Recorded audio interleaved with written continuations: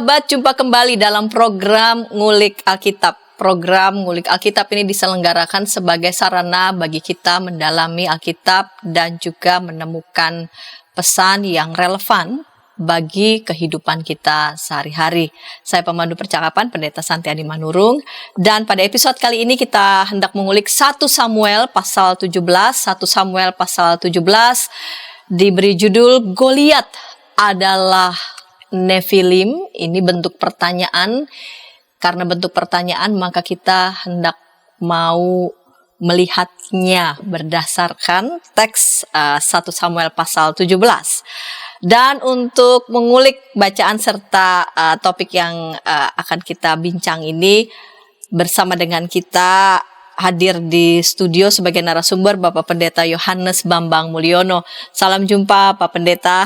Ya, sampai jumpa kembali Bu Santi. Ya, Pak Pendeta Yohanes Bambang Mulyono ini pendeta kampus, ya, Universitas Kristen Maranatha Bandung. Ya, Pak Pendeta menulis buku, ya. Ya, baru aja nih, buku yang ke-19. Buku yang ke-19, waduh banyak sekali.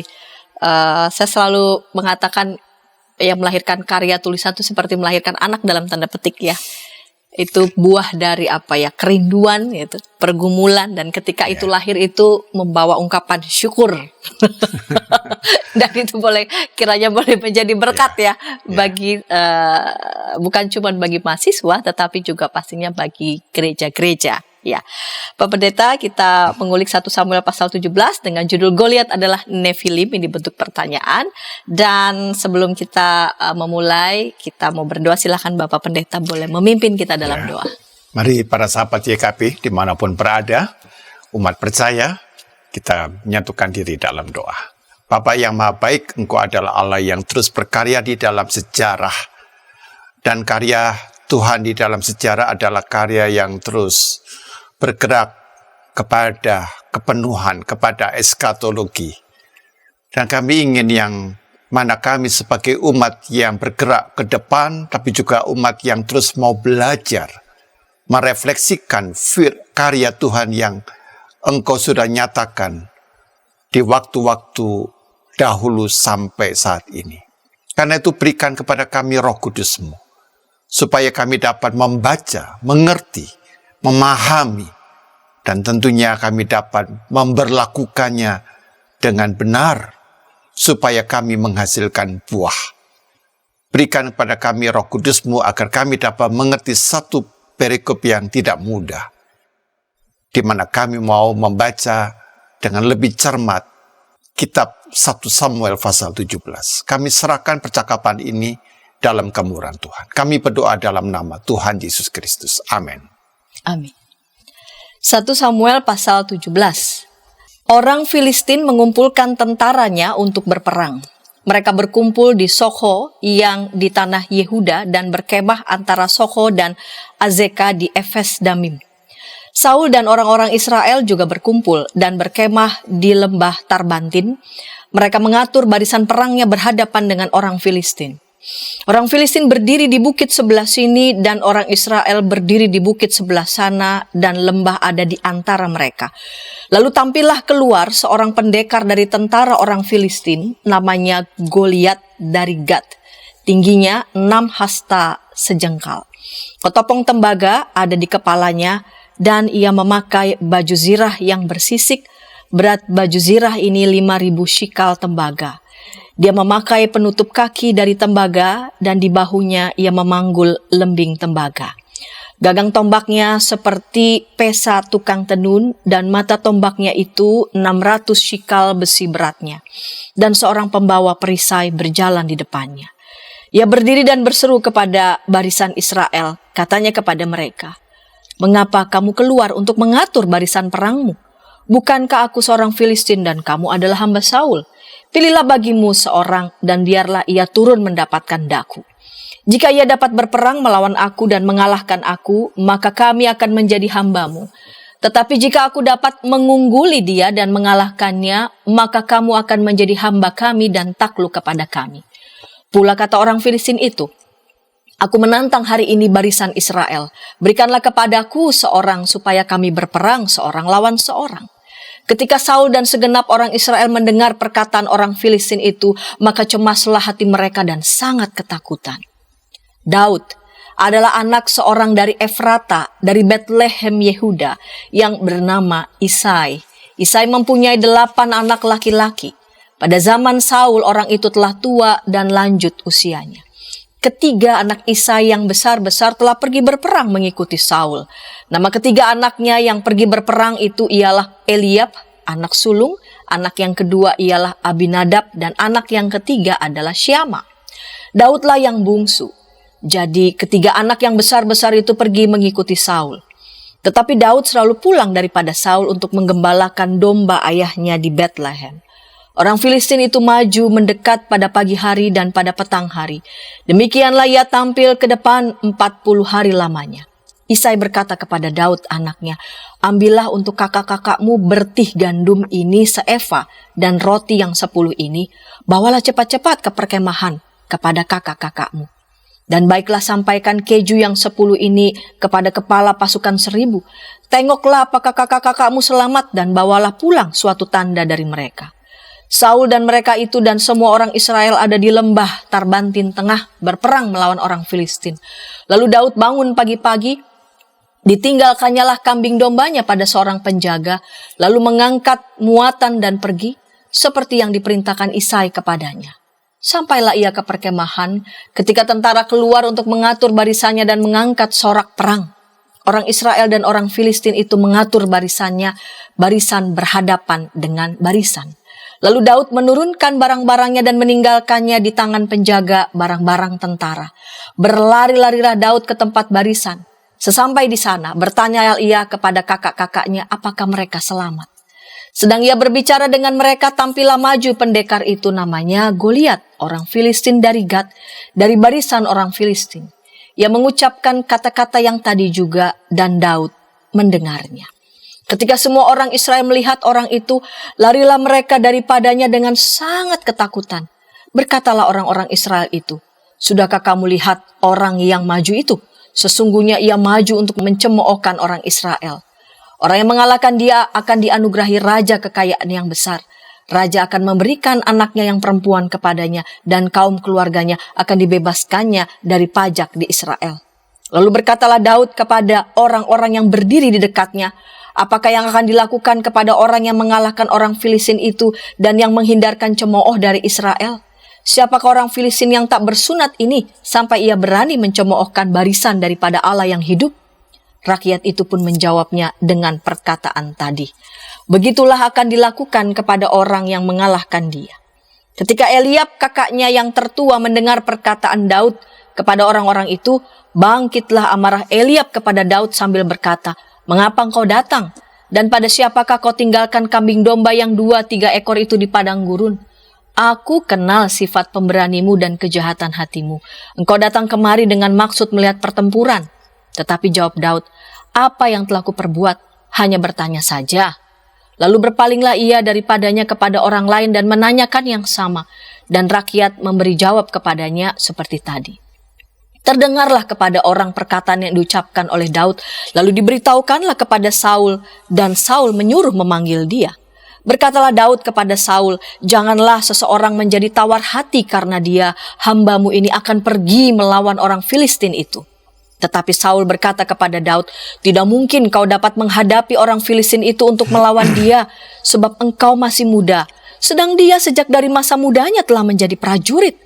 Tetapi Daud berkata kepada Saul, hambamu ini biasa menggembalakan kambing domba ayahnya.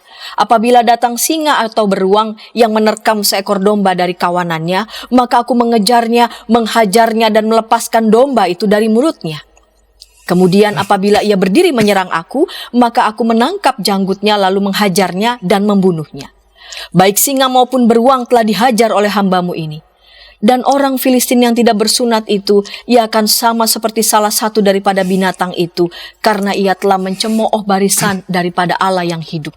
Pula kata Daud, Tuhan yang telah melepaskan aku dari cakar singa dan dari cakar beruang, dia juga akan melepaskan aku dari tangan orang Filistin itu.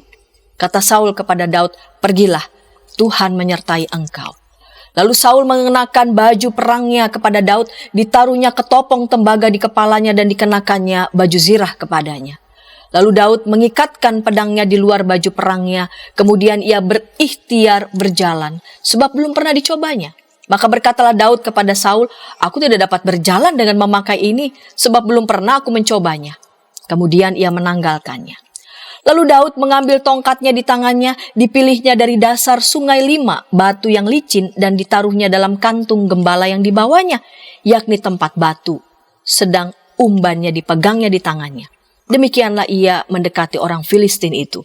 Orang Filistin itu kian dekat menghampiri Daud, dan di depannya orang yang membawa perisainya. Ketika orang Filistin itu menunjukkan pandangnya ke arah Daud serta melihat dia, dihinanya Daud itu karena ia masih muda, kemerah-merahan dan elok parasnya. Orang Filistin itu berkata kepada Daud, "Anjingkah aku maka engkau mendatangi aku dengan tongkat?" Lalu demi para allahnya orang Filistin itu mengutuki Daud. Pula orang Filistin itu berkata kepada Daud, "Hadapilah aku, maka aku akan memberikan dagingmu kepada burung-burung di udara dan kepada binatang-binatang di padang." Tetapi Daud berkata kepada orang Filistin itu, "Engkau mendatangi aku dengan pedang dan tombak dan lembing, tetapi aku mendatangi engkau dengan nama Tuhan semesta alam, Allah segala barisan Israel yang kau tantang itu. Hari ini juga Tuhan akan menyerahkan engkau ke dalam tanganku, dan aku akan mengalahkan engkau dan memenggal kepalamu dari tubuhmu. Hari ini juga aku akan memberikan mayatmu dan mayat tentara orang Filistin kepada burung-burung di udara dan kepada binatang-binatang liar, supaya seluruh bumi tahu bahwa Israel mempunyai Allah, dan supaya segenap jemaah ini tahu bahwa Tuhan menyelamatkan bukan dengan pedang dan bukan dengan lembing. Sebab di tangan Tuhanlah pertempuran, dan ia pun menyerahkan kamu ke dalam tangan kami." Ketika orang Filistin itu bergerak maju untuk menemui Daud, maka segeralah Daud berlari ke barisan musuh untuk menemui orang Filistin itu. Lalu Daud memasukkan tangannya ke dalam kantungnya, diambilnyalah sebuah batu dari dalamnya, diumbannya, maka kenalah dahi orang Filistin itu, sehingga batu itu terbenam ke dalam dahinya, dan terjerumuslah ia dengan mukanya ke tanah. Demikianlah Daud mengalahkan orang Filistin itu dengan umban dan batu. Ia mengalahkan orang Filistin itu dan membunuhnya tanpa pedang di tangan. Daud berlari mendapatkan orang Filistin itu, lalu berdiri di sebelahnya. Diambilnyalah pedangnya, dihunusnya dari sarungnya, lalu menghabisi dia. Dipancungnyalah kepalanya dengan pedang itu. Ketika orang-orang Filistin melihat bahwa pahlawan mereka telah mati, maka larilah mereka. Maka bangkitlah orang-orang Israel dan Yehuda. Mereka bersorak-sorak lalu mengejar orang-orang Filistin sampai dekat Gad dan sampai pintu gerbang Ekron. Dan orang-orang yang terbunuh dari orang Filistin bergelimpangan di jalan ke Saaraim sampai Gad dan sampai Ekron. Kemudian pulanglah orang Israel dari pemburuan hebat atas orang Filistin, lalu menjarah perkemahan mereka. Dan Daud mengambil kepala orang Filistin yang dipancungnya itu dan membawanya ke Yerusalem, tetapi senjata-senjata orang itu ditaruhnya dalam kemahnya. Ketika Saul melihat Daud pergi menemui orang Filistin itu, berkatalah ia kepada Abner, panglima tentaranya, "Anak siapakah orang muda itu, Abner?" Jawab Abner, "Demi tuanku hidup, ya Raja, sesungguhnya aku tidak tahu." Kemudian Raja berkata, "Tanyakanlah anak siapakah orang muda itu." Ketika Daud kembali sesudah mengalahkan orang Filistin itu, maka Abner memanggilnya dan membawanya menghadap Saul, sedang kepala orang Filistin itu masih ada di tangannya. Kata Saul kepadanya, "Anak siapakah engkau, ya orang muda?" Jawab Daud, "Anak hamba tuanku, Isai, orang Bethlehem itu." Ya, Pak Pendeta, ini kisah heroik. Saya membayangkan, wah, ini kisah yang heroik. Diberi judul Goliat adalah Nefilim, ya. Tanda tanya. Di pasal 17, ya, di ayat 1 sampai ayat 4, orang Filistin mengumpulkan tentaranya, mereka siap berperang, ya. Lalu tampillah keluar seorang pendekar dari tentara orang Filistin, namanya Goliat dari Gad. Tingginya 6 hasta sejengkal. Ini deskripsi yang cukup detail untuk menggambarkan kira-kira dia orang hebat, kira ya. Siapa sebetulnya si Goliat ini, Pak Pendeta? Jadi itu supaya gampangnya itu kira-kira kalau 6 hasta itu seberapa gitu ya. Jadi 6 hasta itu kalau dijadikan meter ya sekitar 3 meter. Kalau sejengkal ya 20. Karena itu tingginya sekitar 3 meter 20 senti ya. Walaupun beberapa naskah seperti Gulungan Laut Mati, tulisan dari seorang sumber yang sangat penting, Flavius Josephus ya, kemudian juga Codex Vaticanus dan Codex Alexandrinus itu menyebutkan hanya 4 hasta. Jadi ada perbedaan itu ya. Kalau di luar Alkitab itu 4 hasta. Kalau 4 hasta ya 2 meter. Kalau 2 meter pada zaman sekarang ya banyak ya. Pemain itu voli yang ya, rata-rata di atas 2 meter lebih. Ya. Nah, jadi ya oke lah itu tidak terlalu penting. Tapi kita tahu bahwa memang orang ini bukan hanya tinggi, tapi memang punya satu kemampuan ya, dan baju sirahnya disebutkan itu ya 5.000 sikal tembaga ya. Jadi kalau 1 sikal itu sebenarnya sekitar 11,4 gram ya. Jadi kalau 5.000 ya 5.000 kali 11,4 gram jadi sama dengan 57 gram. Jadi sama dengan bajunya aja 57 kilo. Nah, kira-kira udah kami gambaran gitu kan. Lalu mata tombaknya itu disebutkan 600 sikal gitu ya.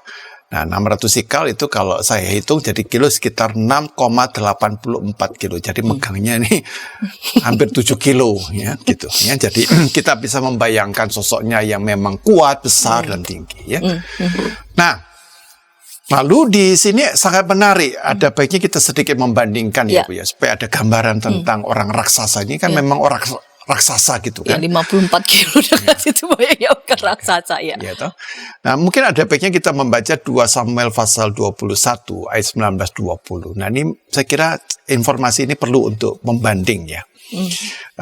Mohon kita baca sebentar 2 Samuel 21 ayat 19 dan ayat 20. 2 Samuel 21 ayat 19 sampai 20. Dan terjadi lagi pertempuran melawan orang Filistin di Gob. Elhanan bin Oregim orang Bethlehem itu menewaskan Goliat orang Gad itu yang gagang tombaknya seperti pesa tukang tenun. Lalu terjadi lagi pertempuran di Gad, dan di sana ada seorang yang tinggi perawakannya, yang tangannya dan kakinya masing-masing berjari 6, 24 seluruhnya juga orang ini termasuk keturunan raksasa. Jadi memang ini keturunan raksasa, gitu. Jarinya aja bukan 5, ya. Jadi ini agak aneh gitu kan, jarinya 6, jadi dengan kaki jadi ada 24 gitu. Ya. Dan ini satu pertanyaan gitu, sebenarnya Goliat ini bagaimana gitu. Ya, nanti kita akan melihat ada satu masalah-masalah yang rumit di situ. Ya. Nah, tapi menarik bahwa sebutan orang raksasa itu ada satu istilah. Kita pembanding sedikit dalam Kejadian 6 ayat 4. Nah, mari kita lebih cermat ya dalam membaca Alkitab sehingga muncul, nanti kita bisa menemukan itu ya, siapa yang dimasukkan dengan orang raksasa.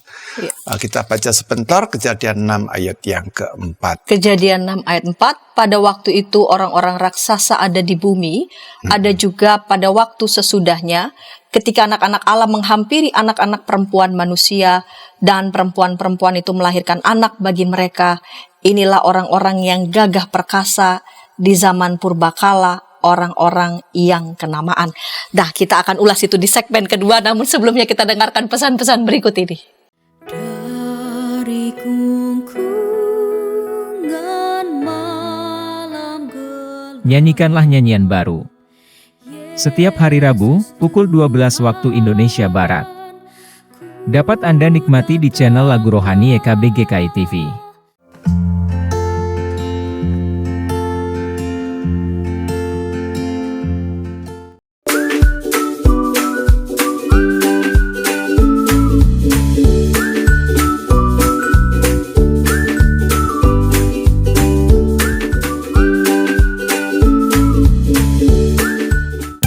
Sahabat, mari dukung pelayanan dan pekabaran Injil melalui YKB dengan membagikan link acara ini kepada sebanyak mungkin orang.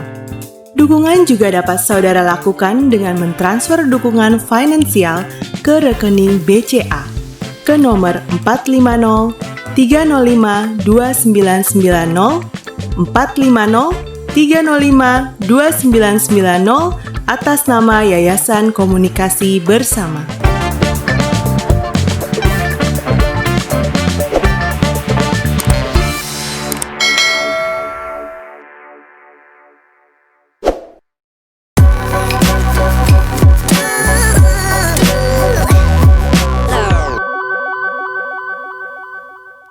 Sahabat Senang masih bersama dengan kami dalam program Ngulik Alkitab. Pada episode kali ini kita mengulik 1 Samuel pasal 17 diberi judul Goliat adalah Nefilim.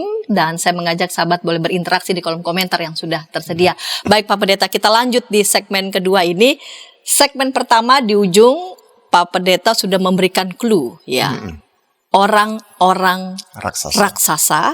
Dan saya sudah baca Kejadian 6 ayat 4, tapi saya baca kembali ya Pak Pendeta. Kejadian 6 ayat 4, pada waktu itu orang-orang raksasa ada di bumi, ada juga pada waktu sesudahnya, ketika anak-anak Allah menghampiri anak-anak perempuan manusia, dan perempuan-perempuan itu melahirkan anak bagi mereka.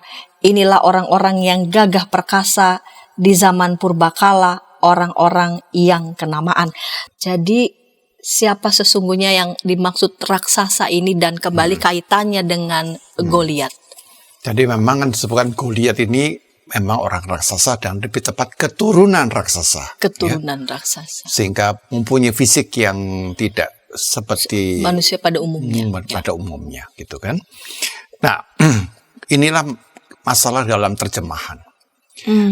Kalau nanti, orang raksasa, jadilah di konkordansi. Lalu dibacalah Ulangan 6 ayat 4. Nah, Ulangan 6 ayat 4 itu sebut orang raksasa.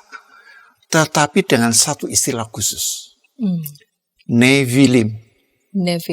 Nah, kalau dari konkordansi, langsung logikanya Goliat adalah Nefilim. Begitu loh. Ya. Nah, jadi apakah memang benar? Kan itu kan pertanyaan gitu kan. Tetapi kita harus tahu lebih dahulu apa itu Nefilim gitu. Nah, Nefilim ini adalah orang-orang yang memang tadi tanda petik raksasa dari hasil perkawinan dari Kejadian 6 ayat 4 tadi antara anak-anak Allah dengan anak-anak manusia. Jadi perkawinan anak-anak Allah dengan anak-anak manusia. Ya, anak Allah itu biasanya apa ya, malaikat gitulah. Nah, lalu kalau demikian jangan-jangan bahwa Goliat ini adalah dari hasil keturunannya malaikat tadi, kawin dengan anak-anak manusia ini jadi lahir seperti ini, gitu ya. Ini sementara seperti itu, bayangannya umat itu seperti itu. Nah, itulah juga kalau kita membaca ketika kasus di dalam Bilangan pasal 13 ya. Ayat 32-33 ketika mata-mata Israel itu memasuki tanah Kanaan, lalu mereka ini melihat kok ada banyak orang-orang yang tinggi gitu ya. Penduduknya ya, dan ini raksasa suka makan penduduk, makan manusia ini ya, begitu. Dan orangnya tuh tinggi-tinggi perawakannya. Ayat 33 kami lihat di sana juga orang-orang raksasa, orang enak yang berasal dari orang raksasa. Lalu dia bandingkan, kami ini seperti belalang aja, mereka ini hebat-hebat sekali gitu. Nah, menarik bahwa di dalam konteks ini juga disebut dengan Nefilim. Nah, tapi harus kita ingat, bahaya sekali kalau umat itu membaca dari konkordansi saja di situ. Karena orang-orang yang tinggi perawakannya itu tidak selalu disebut Nefilim. Pokoknya di dalam terjemahan Alkitab LAI, raksasa semua. Sehingga kita mau tidak mau harus memperhatikan teks asli. Gitu. Nah, di dalam Ulangan pasal 3 ayat 11, mungkin ada baiknya kita lihat sebentar. Di dalam Ulangan pasal 3 ayat yang ke-11, Ulangan pasal 3 ayat 11. Di sana disebutkan hanya Og orang Basan yang tinggal hidup dari sisa-sisa orang Refaim. Sesungguhnya ranjangnya adalah ranjang dari besi. Bukankah itu masih ada di kota Raba Bani Amon? Panjangnya 9 hasta dan 4 hasta lebarnya menurut hasta biasa. Jadi di sini muncul bahwa orang-orang raksasa ini kadang-kadang disebut dengan tidak harus Nephilim, Rephaim. Gitu. Nah, kata Rephaim di sini yang dikaitkan dengan Raja Og, dia punya tempat tidur panjangnya 9 hasta. Ya, kalau jadikan meter ya 4,20 meter. Nah, coba tempat tidurnya teman-teman ini berapa meter? Ini tempat tidurnya panjangnya 4,20 meter dan lebarnya 4 hasta, 1,8 meter. Nah, ini kalau jadi ruangan, ini sudah jadi ruangan sendiri, 4 kali 1,8 meter ya. Itu hanya tempat tidurnya kan gitu kan. Nah, jadi memang ini mulai muncul bahwa ternyata kata orang-orang raksasa yang tinggi perawakannya ini justru seringkali tidak harus selalu disebut dengan Nephilim. Rephaim. Ada juga kalau di Kanaan itu selain ada Rephaim itu ada juga orang-orang yang dinamanya Susim. Ada juga yang namanya Emim. Ada juga yang namanya Anakim. Kira-kira gitu. Tapi ini orang-orang yang besar-besar semua begitu. Ya. Nah, tetapi Rephaim itu tidak sama dengan Nephilim. Gitu. Apa pembedanya berarti? Apa yang spesifik berarti kalau gitu? Nah, ini penting ya. Ya. Nah, karena itu ada pertanyaan, apa yang dimasukkan dengan Nephilim itu dulu? Iya. Gitu ya. Jadi Nephilim itu lebih spesifik menunjuk kepada sosok orang yang memang punya perawakan tinggi, besar, kuat bagaikan raksasa, tapi gambarannya tuh mereka adalah hasil dari perkawinan dengan yang ilahi. Ya. Kalau mau sedikit lebih gampangnya, muncullah tokoh-tokoh seperti apa yang di Yunani itu orang-orang besar itu, tokoh Hercules. Nah, Hercules juga adalah hasil perkawinan antara betul. yang Zeus dengan apa Dewi siapa? Hera. Seperti itu. Ya. Nah, jadi ada seperti benang merahnya di sana. Di Timur Tengah ada, di Yunani juga ada. Gambaran itu ada gitu. Nah, jadi karena itu pertanyaannya Goliat ini termasuk kelompok Nephilim atau Rephaim. Nah, itulah jadi menjadi judul pertanyaan kita ya. Jadi kita melihat bahwa Nephilim itu memang orang yang tinggi, tetapi dia itu tidak sekedar raksasa. Tapi ada sebuah kekuatan ilahi, ada divine di dalam dirinya itu. Ya, seperti gambarannya tuh seperti Hercules gitu. Nah, biasanya gereja itu mempunyai 3 pandangan terhadap Nephilim ini. Satu, malaikat yang jatuh, the fallen of angel gitu kan, malaikat yang jatuh. Yang kedua adalah menunjuk kepada sebenarnya itu bukan raksasa, tapi itu adalah penguasa yang sangat berkuasa. Jadi untuk menggambarkan orang yang berkuasa itu digambarkan badannya itu tinggi, kuat dan sebagainya. Atau yang ketiga biasanya gereja mengambil yang ketiga, keturunan Set yang saleh tetapi kemudian jatuh dalam dosa. Nah, dengan perkawinan anak-anak Kain. Nah, kira-kira seperti itu. Nah, maka Nephilim yang pertama, teori pertama itu adalah fallen angel, ya, malaikat yang jatuh ini. Jadi mereka ini dulunya adalah anak-anak surga, tapi karena melakukan satu pelanggaran atau dosa, lalu mereka ini dihukum, gitu. Nah, dihukum, lalu dalam kondisi dihukum ini mereka kemudian terpikat dengan anak-anak manusia. Nah, fallen angel ini sebenarnya dipengaruhi atau diinspirasi dari kitab 1 Henoch. Jadi saya sempat membaca di dalam kitab Henoch pasal 7 ayat 2 itu menyebutkan bahwa anak-anak Allah ini adalah malaikat yang jatuh. Disebutkan malaikat. Sehingga muncul teori tadi gitu. Itu sebenarnya sangat dipengaruhi oleh pemikiran dari kitab 1 Henoch gitu. Jadi sebenarnya tidak tahu siapa yang mempengaruhi, lebih tepat kitab Henoch mungkin mengambil dari Kejadian 6 ayat 4 lalu dia mengeksplisitkan dengan nama malaikat. Mungkin saya pikir. Tapi sebenarnya gagasan dari 1 Henoch pasal 7 ayat 2 itu tidak asing dalam Perjanjian Baru. Banyak orang kemudian, oh enggak mungkin. Tapi coba saya katakan, mari kita membaca 2 Petrus 2 ayat 4. Mungkin ada baiknya kita melihat gitu ya, pembandingnya menjadi lebih kritis ya. Di dalam 2 Petrus pasal 2 ayat yang keempat. 2 Petrus 2 ayat 4. Ya, mungkin kita baca sebentar ya. Silakan Bu. Sebab jikalau Allah tidak menyayangkan malaikat-malaikat yang berbuat dosa, tetapi melemparkan mereka ke dalam neraka dan dengan demikian menyerahkannya ke dalam gua-gua yang gelap untuk menyimpan mereka sampai hari penghakiman. Ya, jadi di sini ceritanya ada malaikat-malaikat yang berbuat dosa lalu dilemparkan gitu. Nah, jadi di sini jelas bahwa ada konsep fallen angel. Ada itu.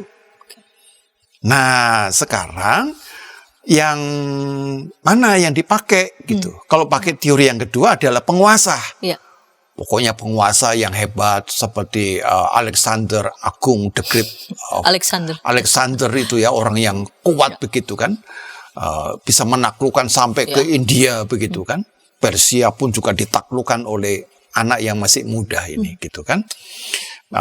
Penakluk lah begitu. Lalu mereka biasa penakluk itu ya mengawini siapa saja yang dia suka. Ya, di Kaisar Cina juga begitu. Bahkan ada Kaisar Cina yang kalau Salomo 1000 orang, istrinya aja sudah luar biasa. Tapi ada lupa bahwa Kaisar China itu ada juga yang punya istri sampai 3000. Masih kalah ini Salomo, kalah ini.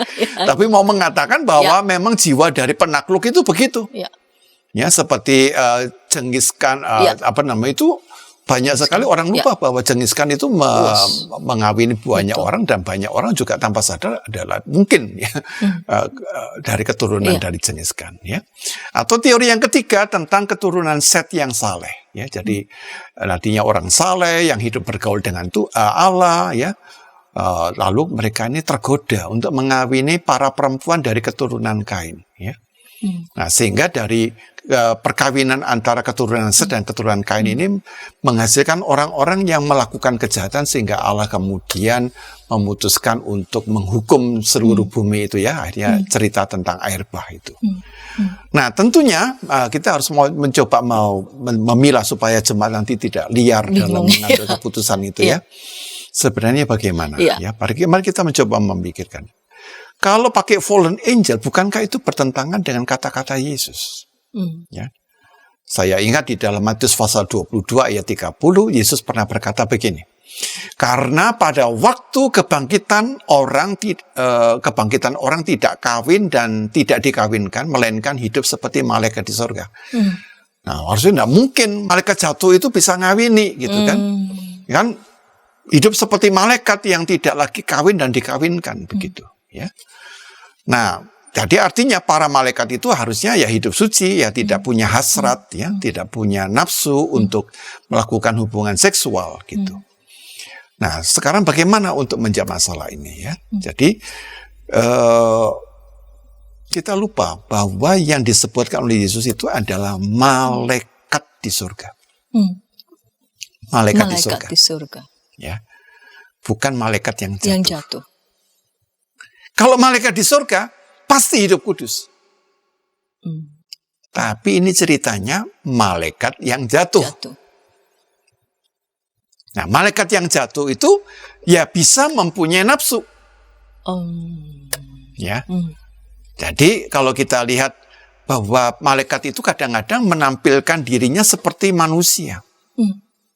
Abraham di dalam Kejadian pasal 18 ada 3 malaikat yang menampakkan diri dalam rupa manusia. Lalu kita juga melihat dalam kasus Lot.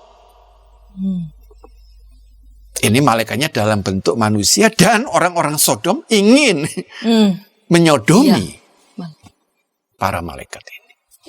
Jadi kita mau mengatakan apa? Teori tentang fallen angel tidak boleh disingkirkan begitu saja. Kalau saya lihat dalam penafsiran di Indonesia, Pak Profesor Gerrit Singgi itu memegang fallen angel. Nanti kalau Pak Gerrit juga ikut mendengar, coba nih mengkonfirmasi ucapan saya. Dia memegang tentang teori tentang fallen angel. Jadi jangan kalau ada orang berkata itu sesat begitu, jangan ya.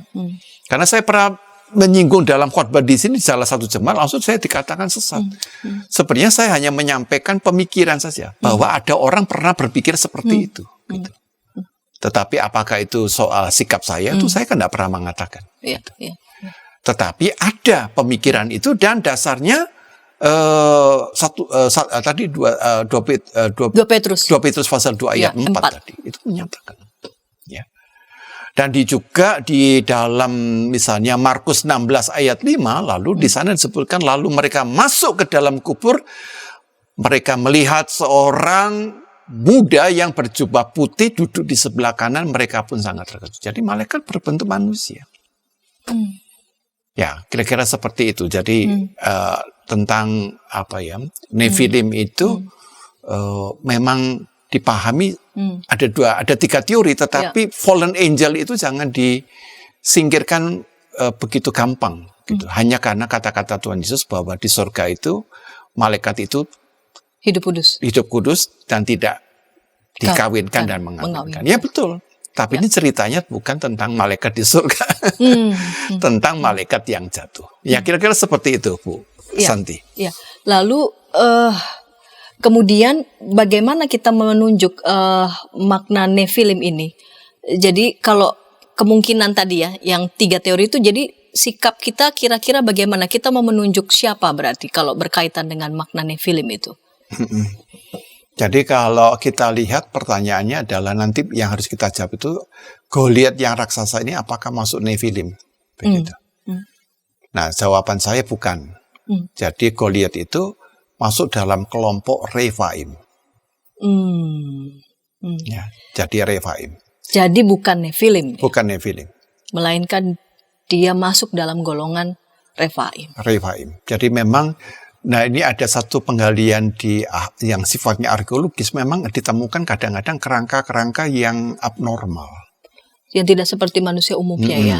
Yang memang tinggi, tapi bukan berarti tinggi yang begitu ya. Tapi nggak normal, karena kalau dari penggalian itu yang normal itu tinggi manusia pada zaman itu antara 155 sampai 170. Jadi tinggi 170 pada waktu itu sudah sangat tinggi. Rata-rata ya. Rata-rata. Oke. Jadi dia bukan masuk dalam golongan Nephilim, melainkan Rephaim. Begitu. Ya, baik, Pak Pendeta. Itu penjelasan soal orang raksasa tadi ya, supaya kita cek konkordansi lalu kemudian cek lalu berarti masuk golongan Nephilim, tidak seperti itu. Nah itu bahayanya kalau kita nih orang Kristen itu hanya pakai modal konkordansi, gitu ya. Jadi apa yang kelihatannya sama, ini betul ini. Nah begitulah. Jadi karena itu kita harus melengkapi dengan komentari, dengan buku tafsir yang benar, ya, dengan buku ensiklopedi yang tepat. Kita memperhatikan pula hasil-hasil penggalian arkeologis, ya.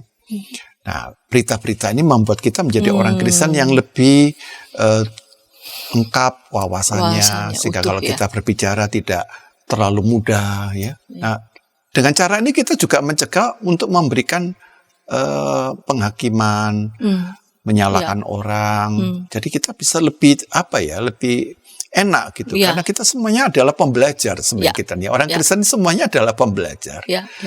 Dan pembelajaran ini berarti kita ini adalah orang yang belum selesai, ya, terus mencari gitu.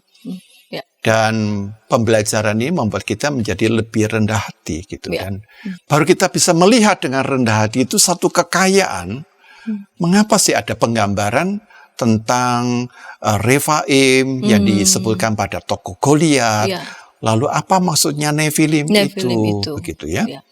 Nah, dan tidak mencampur adukan. Tidak mencampur adukan. Lalu yang Nephilim ini misalnya siapa yang di dalam Kejadian pasal 6 ayat 4 itu salah satunya yang kelihatannya itu mungkin ada orang yang juga menyadari, yaitu siapa? Tokoh yang gagah perkasa pada waktu itu.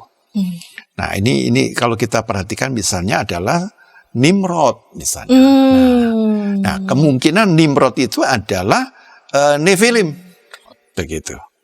Nah, seperti itu ya. Jadi kita mulai melihat gambaran-gambaran yang lebih apa ya, lebih Lengkap, lebih lengkap gitu ya, gambarannya seperti ini. Atau kalau dalam mitologi Yunani ya seperti Hercules lah. Ya. Gitu.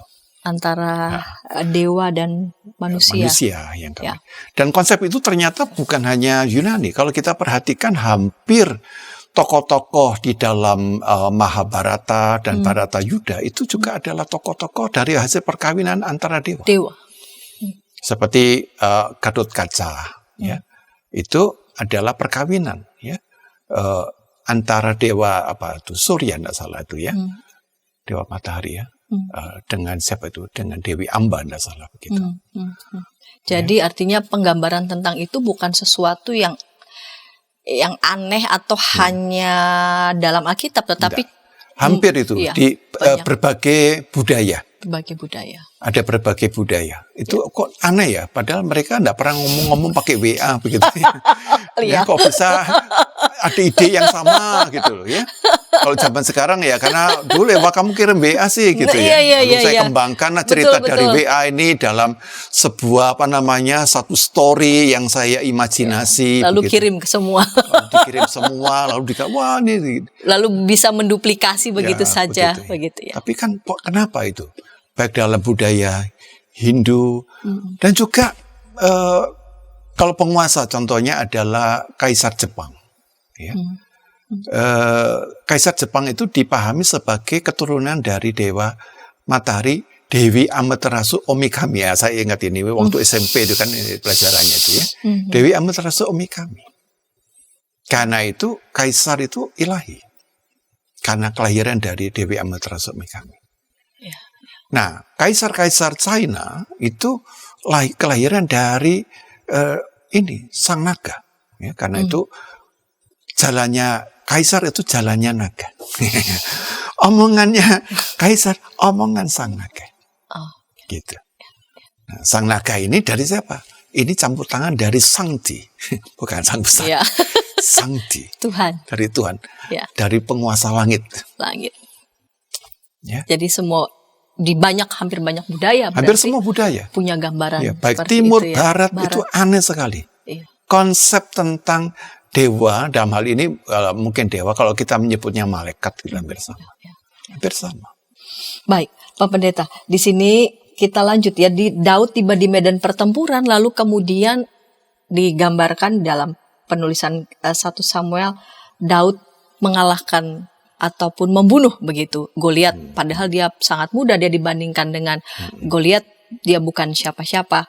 Namun pertanyaannya, apakah dia yang membunuh Goliat, hanya dia atau mungkin ada yang lain? Dan tadi siapa sebetulnya Elhanan itu? Iya, siapa sebetulnya Goliat ini? Sosok pribadikah atau sebetulnya ini sosok kaum? Kita akan lanjut di segmen ketiga, namun sebelumnya kita dengarkan pesan-pesan berikut ini. Tanganku dipegang. Injil dalam Melodi. Setiap hari Kamis, pukul 12 waktu Indonesia Barat. Dapat Anda nikmati di channel Bedah Lagu YKB GKI TV.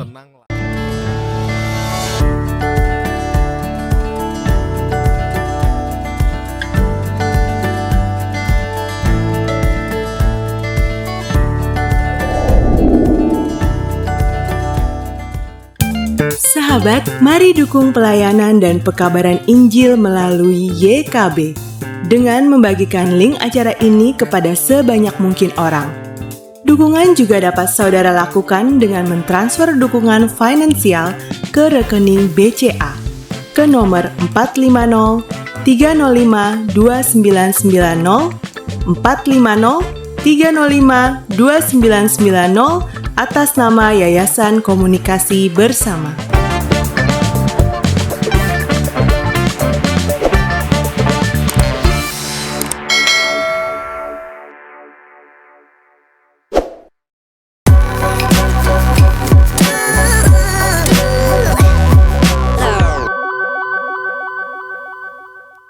Sahabat, senang masih bersama dengan kami dalam program Ngulik Alkitab. Pada episode kali ini kita mengulik 1 Samuel pasal 17, diberi judul Goliat adalah Nephilim. Kita sudah tiba di segmen yang ketiga. Mari sahabat, saya mengundang untuk berinteraksi di kolom komentar yang sudah tersedia bersama dengan narasumber Bapak Pendeta Yohanes Bambang Mulyono. Kita lanjutkan di segmen ketiga, segmen penutup ini Pak Pendeta. Ya, silakan. Di kisah tentang Goliat digambarkan di sini Daud berhasil begitu ya, mengalahkan dan bahkan membunuh Goliat. Apakah hanya Daud yang sanggup membunuh Goliat? Karena tadi mengingatkan orang-orang yang bertubuh besar ini kan dari kaum Gad begitu. Adakah yang lain juga yang juga mampu untuk mengalahkan Goliat ini? Dan itu menarik karena berita kita kan hanya dari 2 Samuel pasal 17 gitu kan. Tetapi sebenarnya dalam 2 Samuel pasal 21 itu ada cerita yang menarik sekali yang membunuh Goliat. Ada baiknya kita cek ya. 2 Samuel pasal 21 ayat 19. 2 Samuel pasal 21 ayat 19. Ayat 19. Silakan. Dan terjadi lagi pertempuran melawan orang Filistin di Gob. Elhanan bin Yaare Oregim, orang Bethlehem itu menewaskan Goliat, orang Gad itu, yang gagang tombaknya seperti pesa tukang tenun. Jadi di sini muncul nama baru, Elhanan bin Yaare Oregim. Nah karena itu untuk menyelesaikan masalah ini sebenarnya ini Daud atau Elhanan gitu. Maka biasanya orang mengambil Daud itu nama lainnya Elhanan gitu, ya. Jadi alias ya. Jadi Elhanan ini adalah alias Daud. Yaitu memang penyelesaian yang paling simpel, yang paling sederhana, paling gampang itu sudah selesai, yaitu namanya samalah, orangnya sama gitu ya. Tetapi kalau ada orang menjawab seperti ini, saya katakan kamu tidak cermat. Coba dibaca 1 Tawaris 11 ayat 26. Nah kalau kita baca di dalam 1 Tawaris 11 ayat 26 menyatakan bahwa Elhanan itu ternyata adalah triwiranya Raja Daud.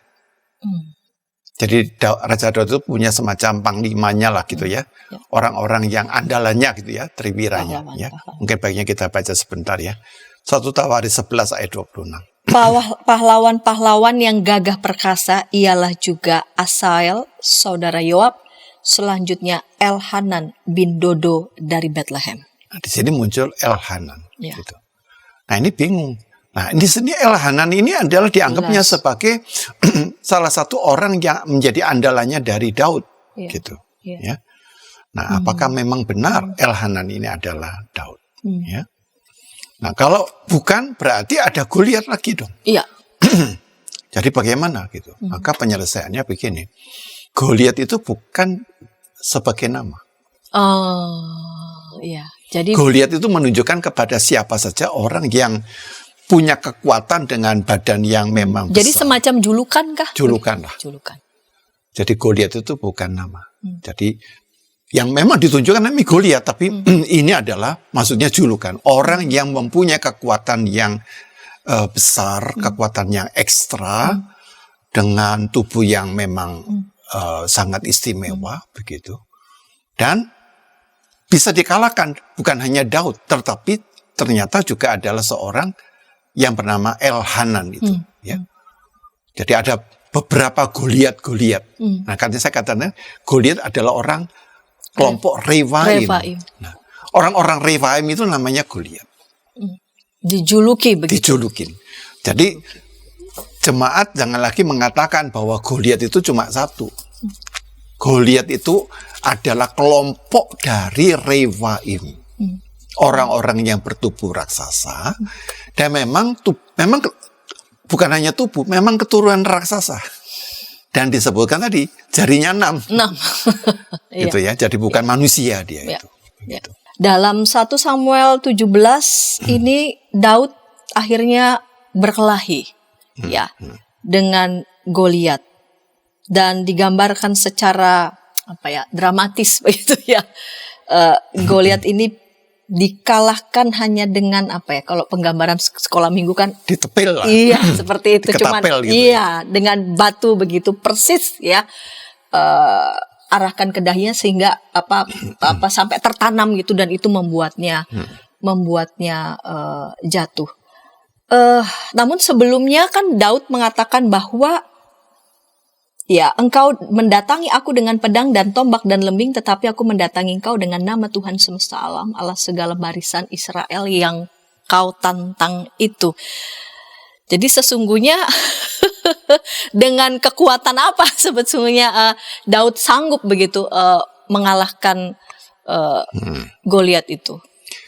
Jadi kalau kita perhatikan dengan cermat ya, Iya. bahwa Daud itu kok bisa mengalahkan Goliat itu bukan kemampuan yang tiba-tiba. Karena kalau kita perhatikan dengan cermat, ketika dia berbicara kepada Saul, ya, dia mengatakan begini pada ayat yang ini, ya, pada ayat dia cerita ini pada 33 ayat kah? Dari 33 ya, betul ya. sampai 36 itu ya. Nah itu ya. Jadi ayat 34, hambamu ini biasa Iya. mengembalakan kambing domba ayahnya, apabila datang singa atau beruang yang menerkam seekor domba dari kawanannya, aku mengejar, menghajar, melepaskan domba. Jadi dia itu memang sebagai penjaga domba, beda dengan di Indonesia ya, angon kambing, Iya. itu tidak menghadapi bahaya Iya. gitu. Tapi kalau ini di Israel, kamu harus terlatih menjadi seorang petarung. Jadi bukan cuma ngangon. Ya, bukan hanya nganggur, petarung dia. Nah, sebagai petarung dia memang sudah terbiasa. Dan tentunya melawan singa, melawan beruang dan sebagainya tidak bisa dengan kekuatan fisik. Dia harus menggunakan senjata. Nah, senjata andalannya dia itu adalah, yang paling gampang itu adalah batu yang dilemparkan itu yang kita sebut dengan ketapel. Ya. Walaupun ketapelnya Israel kalau saya perhatikan bukan begitu ya. Dengan cara bukan seperti ini ya Tapi gitu ya. Tapi diputar begitu ya. Nah, diputar itu membutuhkan satu latihan yang sifatnya akurasi. Karena apa? Harus akurasi karena kalau misalnya singa itu melompat, kalau dia sampai salah, lompatannya itu akan menerkam dirinya. Jadi sebelum singa itu sampai kepada dia, singa itu harus mati dulu. Ya. Nah, caranya apa? Dia melatih batu itu memang harus nancap betul ke dalam otak itu. Sehingga sebelum mengenai tubuhnya, dia singa itu Sudah jatuh. Nah, teknik inilah yang dipakai oleh Daud ketika mengalahkan salah satu dari kelompok Refaim namanya Goliat itu. Gitu.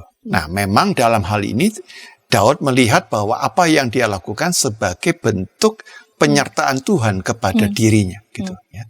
Karena itu dia mengatakan bahwa engkau mendatangi aku dengan tombak dan pedang, tetapi aku mendatangi engkau dengan nama Tuhan.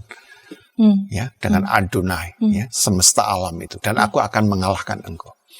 Jadi iman ini membuat dia mempunyai keberanian yang yang bukan hanya keberanian yang hebat, tapi keberanian yang cerdik gitu. Ya, jadi orang seringkali hanya berani gitu ya.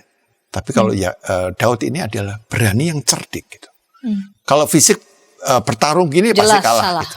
Ya. Dia harus cerdik gimana ngalahkan kekuatan dari orang ini gitu. Walaupun ada juga teori yang mengatakan bahwa batu yang dilemparkan Daud itu sebenarnya tidak mengenai dahi, tapi mengenai bagian lututnya karena dia tinggi. Jadi lututnya si Goliat yang itu dilemahkan begitu dilemahkan. Supaya dia jatuh gitu. Gitu. Nah, atau mana yang paling benar ya, tetapi saya bisa membayangkan dahi pun juga masuk akal karena lemparan itu memang kepala ini adalah bagian yang paling rapuh. Kalau kena benda tajam maka seluruh kekuatan ini lalu tidak lagi bisa berfungsi dengan baik ya. Tapi kalau misalnya ini hanya pada bagian lutut dia hanya jatuh gitu. Tapi kesadarannya, kekuatannya misalnya tangannya masih bisa menghunus pedang ya, dan itu saya kira lebih tidak masuk akal. Tapi ketika dia jatuh dan dia kena ini kehilangan kesadarannya, disitulah Daud mempunyai waktu untuk melakukan tindakan memenggal kepala dari sosok yang besar ini yaitu Goliat tadi. Iya. Apa maknanya ini buat kita? Menarik tadi Pak Pendeta tadi sudah sempat ya menyebutkan kembali ini pengakuan Daud kepada Saul ketika orang meragukan, bahkan kakaknya, kamu kesini mau ngapain, begitu kan kira-kira. Itu kambing-kambing udah itu kambing-kambing sudah kamu taruh di mana, saya tahu kamu kesini cuman mau nonton gitu kan, kira-kira cuman mau nonton pertempuran begitu ya. Lalu kemudian dia menjelaskan tentang pekerjaan yang dilakukan sehari-hari, dan itu bukan pekerjaan yang main-main begitu ya, berhadapi tantangan dan membutuhkan selain keberanian tapi juga kecermatan ya. Apa kaitannya dengan kehidupan kita ini, Pak Pendeta? Yang pertama-tama mungkin saya mau lihat dari cara kakaknya tadi ya. Biasanya kakak itu ada adiknya seperti itu. Kamu nih anak bau kencur lah gitu ya. Masih hijau nih, ngapain kamu kesini kan gitu kan. Atau dalam bahasa kita kadang-kadang yang senior kepada yang junior lah. Bisa begitu ya. Itu bisa terjadi dalam relasi dimanapun ya. Yang senioritas merasa menganggap apa sih kamu ini kan begitu. Nah, yang kedua adalah Daud itu sebenarnya diutus untuk melihat keselamatan kakaknya, pesannya ayahnya Isa itu ya. Tolong kamu tengok kakakmu nih apakah dalam keadaan selamat. Bawa makanan ini. Gitu. Dan ketiga, Daud ini bukan prajurit. Kakaknya yang harusnya menjadi prajurit, tetapi ketika menghadapi satu tantangan, satu bahaya yang dari sosok Goliat yang menantang-nantang itu, tidak ada seorang pun di antara prajurit termasuk kakak-kakak Daud itu maju berperang.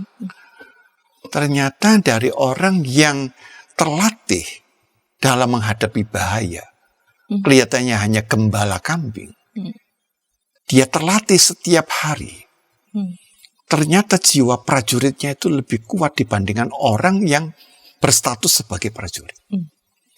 Dan ini poin penting dalam kehidupan kita. Ya. Jadi kalau kita sendiri adalah orang yang di dalam posisi itu, tetapi kita tidak terus melatih diri. Lalu muncul dari anggota jemaat orang yang setiap hari melatih diri, maka kompetensi dari orang yang kita anggaplah kamu ini siapa anggota jemaat, penatua juga bukan, orang inilah yang akan dipakai oleh Allah. Yang mau melatih diri, yang mau jadi banyak sekali kadang-kadang ya pendeta, ya udah saya sudah belajar Alkitab, saya sudah selesai, dia tidak terus melatih diri. Maka jangan kaget tiba-tiba kok ada jemaat yang muncul punya kemampuan yang melebihi yang ada. Ya, apalagi pada zaman sekarang, pada zaman yang global, semua orang bisa belajar. Gitu. Maka apa yang mau dikatakan adalah betapa penting spiritualitas kerendahan hati itu. Di mana orang rendah hati terus merasa dirinya ini kurang, dan dia terus mau belajar, dan tidak pernah berhenti belajar, terus diasah oleh Tuhan. Ya. Maka dia akan dipakai. Maka akan dipakai untuk mengalahkan sosok yang lebih kuat berapa kali lipat dari kekuatan dirinya. Dan ini harusnya menjadi spirit orang Kristen, setiap orang tanpa terkecuali. Jangan kita merasa diri sudah tahu. Sudah merasa diri sudah penuh. Sudah penuh. Gini. Semakin kita menyadari bahwa kita makin belajar, kok saya makin banyak tidak tahu ya. Maka kita terus merasa ingin terus belajar. Dan merasa, Tuhan tolong asah saya. Dalam banyak peristiwa. Dalam banyak kesulitan. Dan kita bersyukur ketika ditempatkan dalam kesulitan-kesulitan yang terjadi. Sebenarnya Allah mengasah kita. Gitu. Jadi jangan bersungguh-sungguh dengan kondisi sulit itu. Tapi bersyukur bahwa kondisi sulit ini membuat kita menjadi lebih tajam. Gitu. Seperti besi menajamkan besi, manusia menajamkan manusia.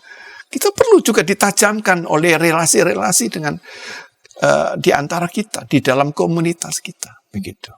Saling menajamkan. Dan yang kedua saya melihat bahwa di sini saya muncul satu konsep, ada namanya kepemimpinan gembala, servant leadership. Servant leadership adalah kepemimpinan yang mengandalkan kepada penyertaan dan kuasa Allah. Dan dia terlatih untuk bertarung, melindungi domba-dombanya. Kita kadang-kadang hanya mau belajar, tapi kita tidak mau mencoba mempraktekkan belajar itu dengan seni bertarung.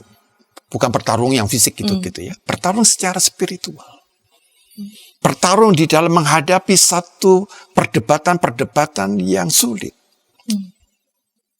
Jadi jangan takut gitu. Bahwa kita berproses ya, tapi jangan menghindar, jangan lari. Berproses iya, tapi jangan lari. Jangan lari. Berproses lah. Bahwa nanti ada gagal, no problem. Tapi Trial and error. no problem. Karena to err is human.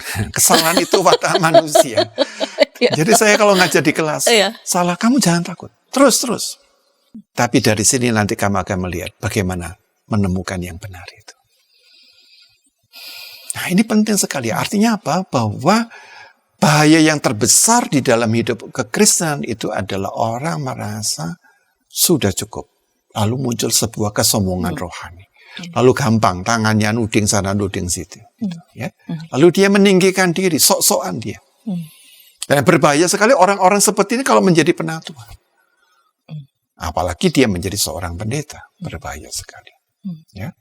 Dan yang ketiga adalah kita jangan mengukur orang itu dari penampilan.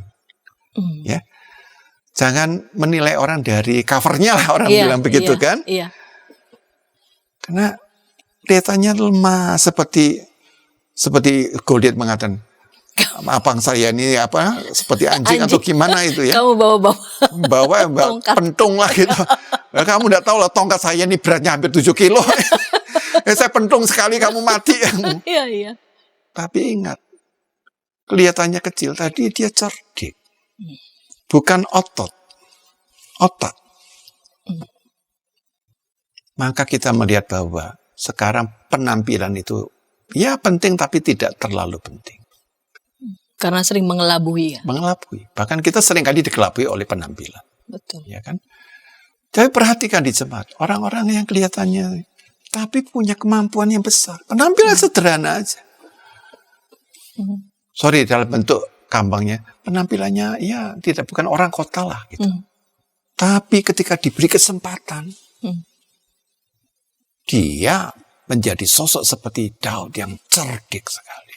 Dan membuat seorang yang lain sampai kaget begitu ya. Nah, bukankah ini yang menjadi prinsip penting dalam jiwa dalam tata gereja kita? Pembangunan jemaat. Ya, PJ ya, pembangunan jemaat. Inti dari pembangunan jemaat itu apa? Pemberdayaan jemaat. Intinya di sana. Bagaimana jemaat itu bisa mencapai yang paling optimal, yang paling maksimal dari versinya dia. Ya.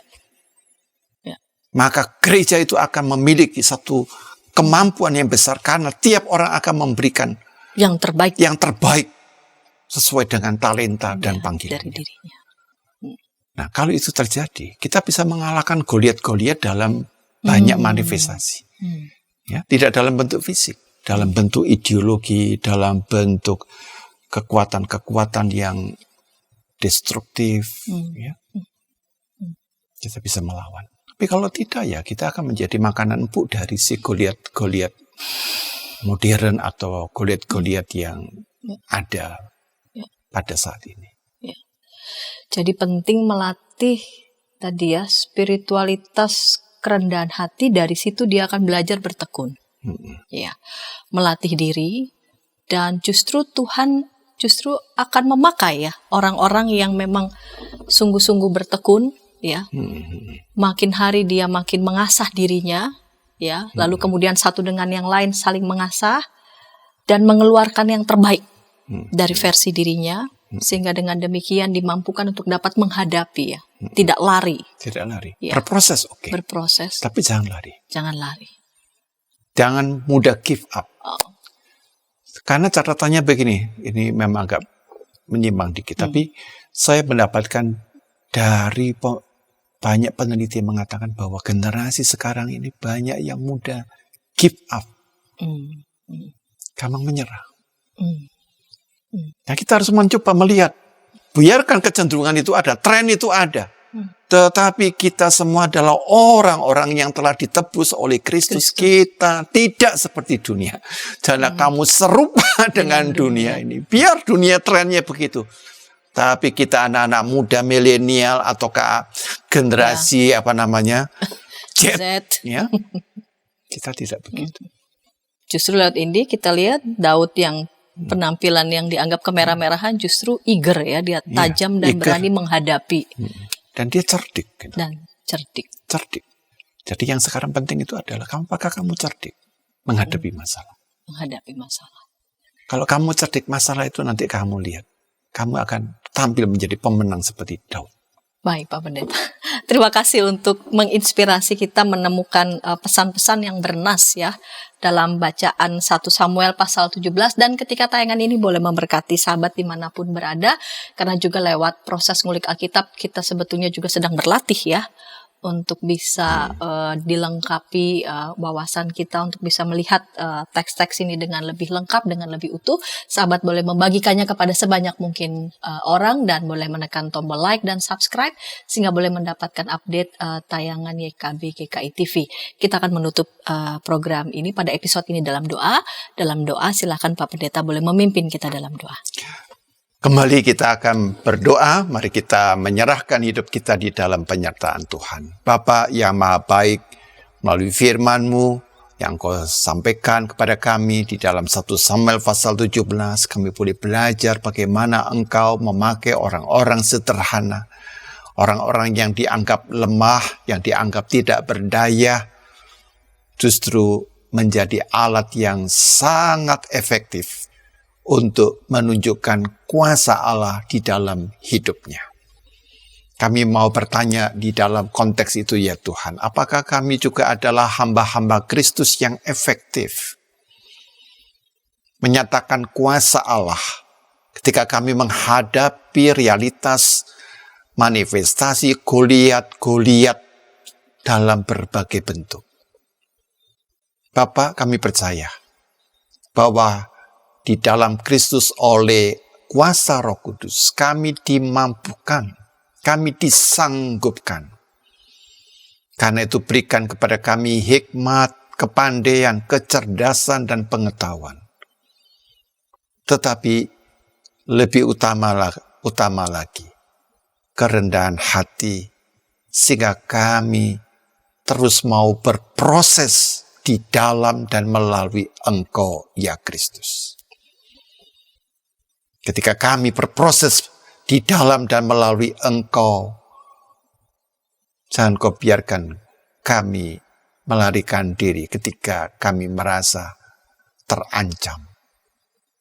Sanggupkan kami untuk setia, taat kepadamu. Bapa, berikanlah kepada kami hari demi hari ke depan, supaya kami semakin dipakai oleh Tuhan dengan segala kekurangan, kelemahan, keterbatasan kami. Dan di sana dunia boleh melihat kami yang lemah dan terbatas adalah kami insan-insan pembelajar yang tidak pernah berhenti untuk mencari dan menemukan kebenaran yang lebih hakiki. Bahkan di dalam Kristus kami memperoleh kebenaran yang membebaskan. Demikian Tuhan doa kami serahkan hidup kami dalam penyertaan dan kemurahan Tuhan. Kami berdoa dalam nama yang kudus Tuhan Yesus Kristus. Amin. Amin. Sahabat, mari dukung pelayanan dan pekabaran Injil melalui YKB dengan membagikan link acara ini kepada sebanyak mungkin orang. Dukungan juga dapat saudara lakukan dengan mentransfer dukungan finansial ke rekening BCA ke nomor 450 305 2990 450 305 2990 atas nama Yayasan Komunikasi Bersama.